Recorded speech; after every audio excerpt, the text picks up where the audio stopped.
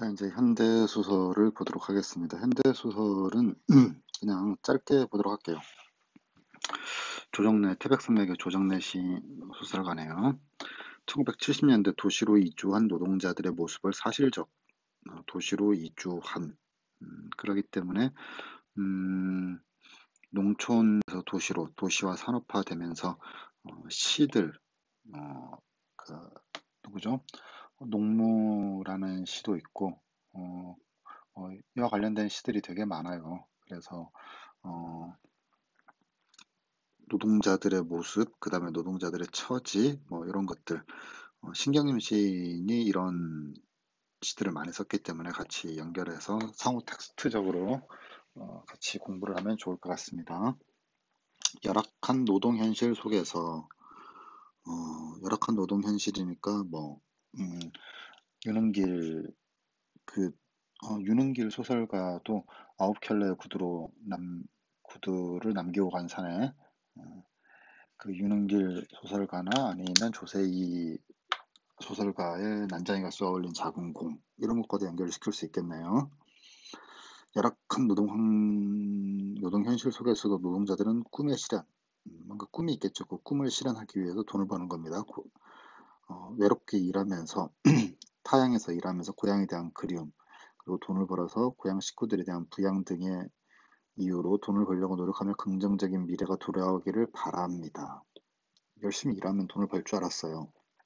근데 정부 정책의 영향으로, 정부 정책은 산업화 수출화, 사장들에게만 유리한 그런 정책을 쓰죠.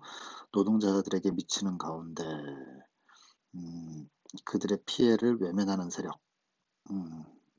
그렇죠. 노동자들의 삶은 더욱 힘겨워진다. 이런 내용들이 나타나네요. 그래서 보면 분옥이, 봉자, 길순이, 그 다음에 경리과장, 그 다음에 여기 보면 어디 있습니까? 총무부장도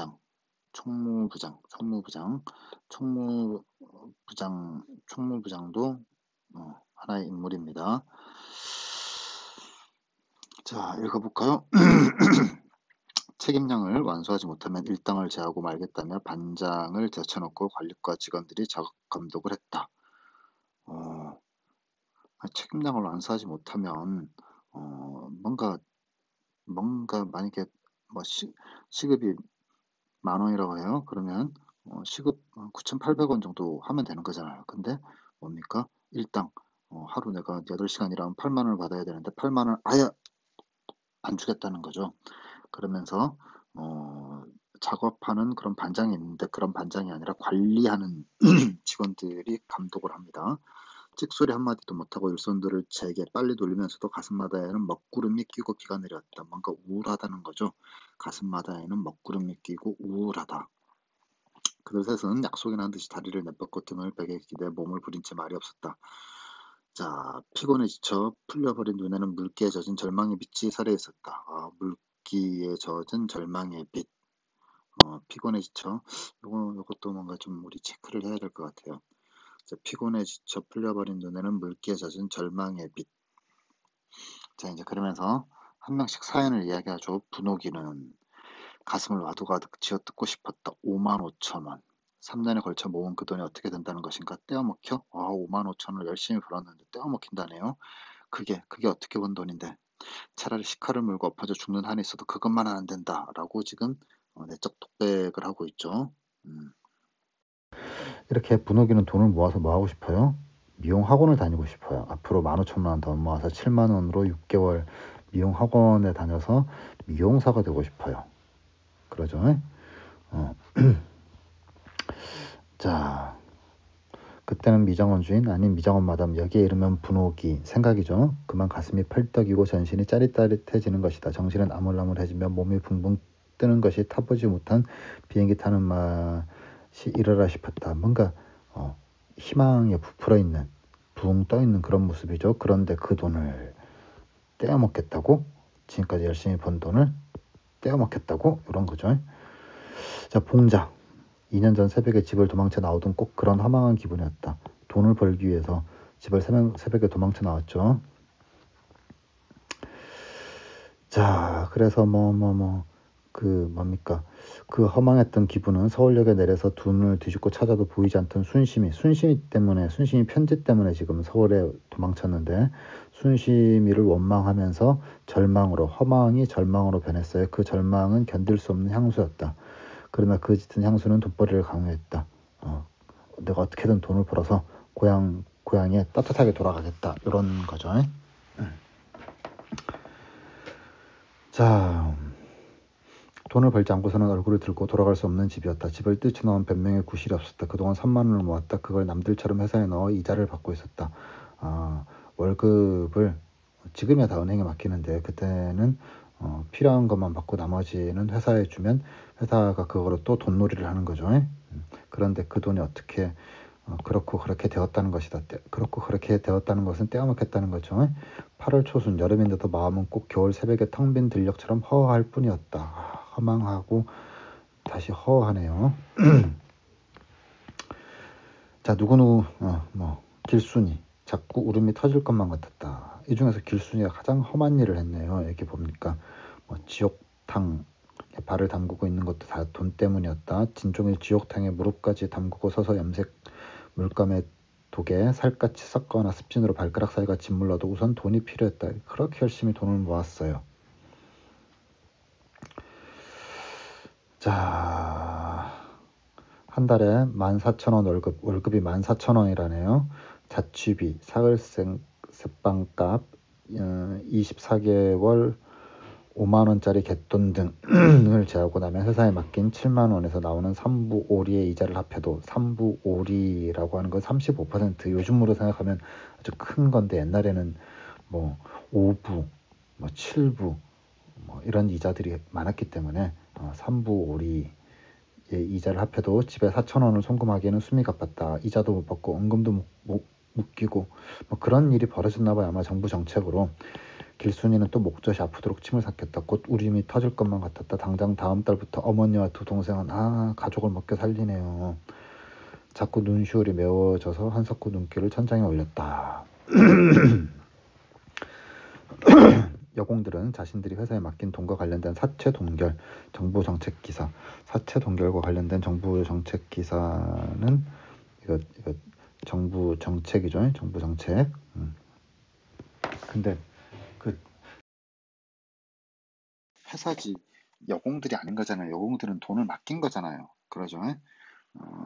그래서 이 기사를 읽은 후 경리과로 가서 경리과장이 된다. 경리과장의 말을 들어보면 경리과장은 세모라는 걸 알 수 있어요. 관리자.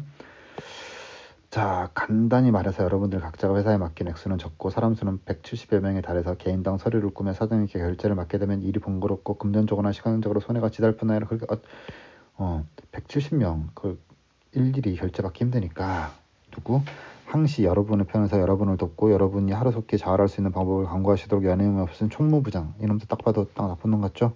돈 만지는 총무부장. 이 일을 해결하기 고심하던 중 묘안을 내었습니다. 그 묘안이란 뭐냐? 다름 아니라 여러분 모두의 돈을 총무부장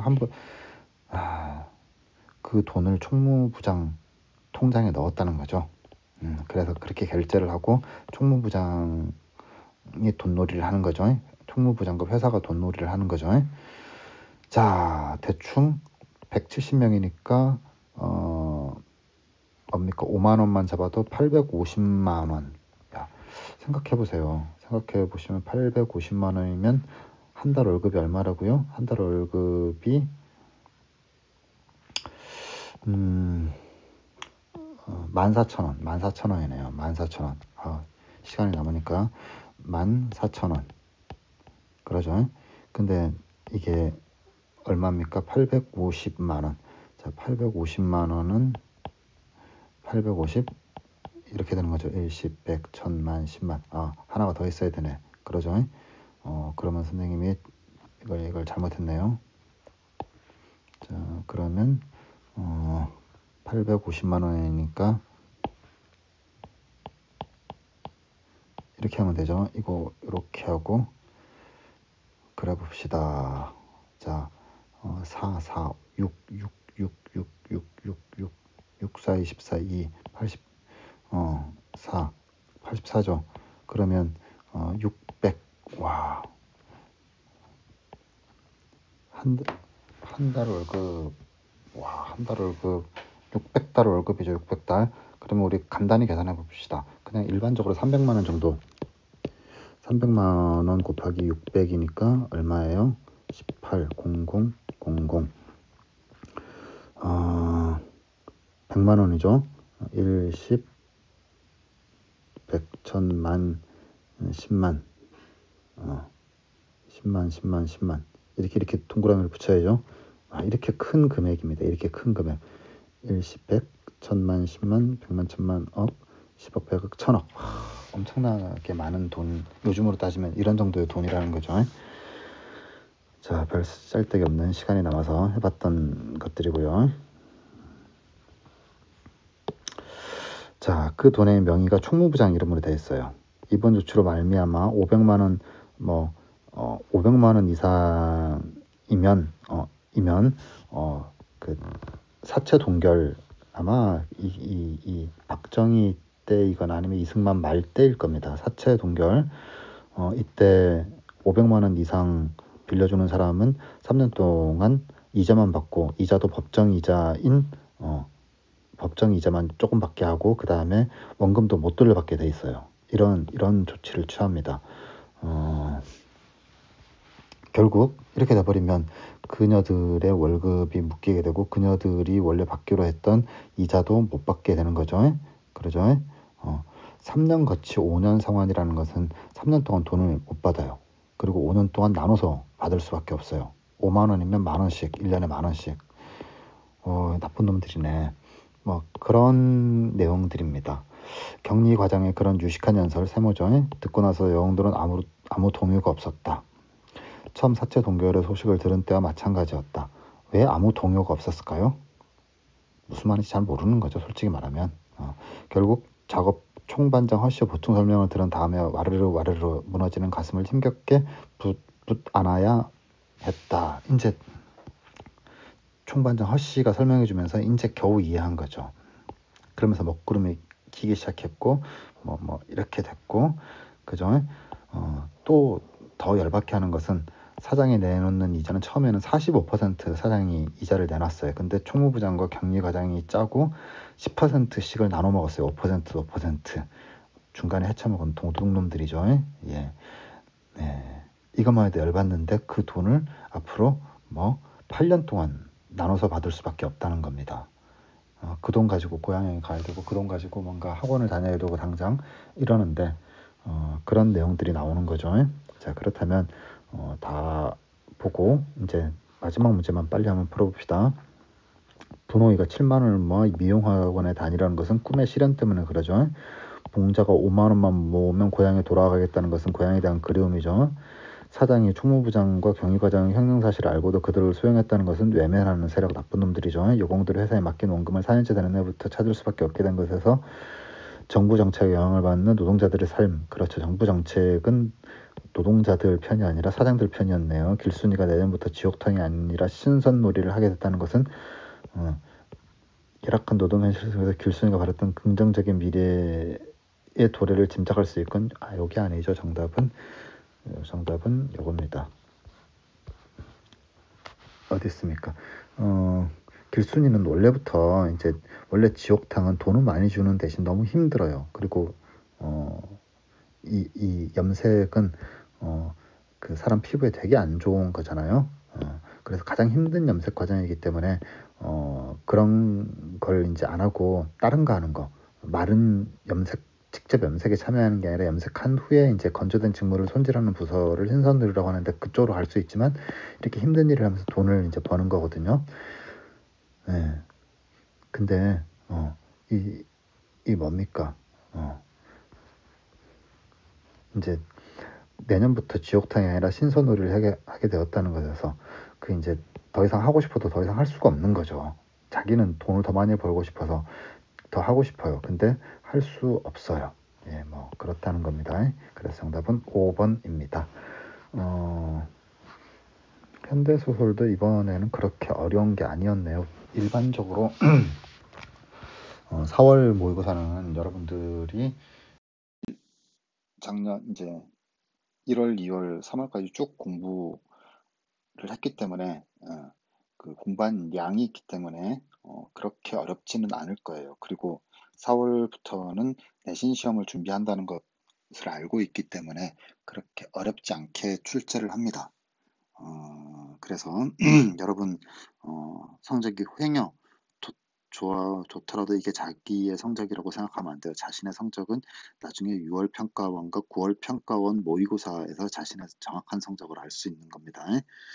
어, 그냥 꾸준히 열심히 진득하게 공부하는 친구만이 좀 더 자기의 꿈에 자기가 원하는 대학에 가고 싶어하는 대학에 한 발 더 다가설 수 있습니다. 공부는 요령이 없습니다. 열심히 하기 바랍니다.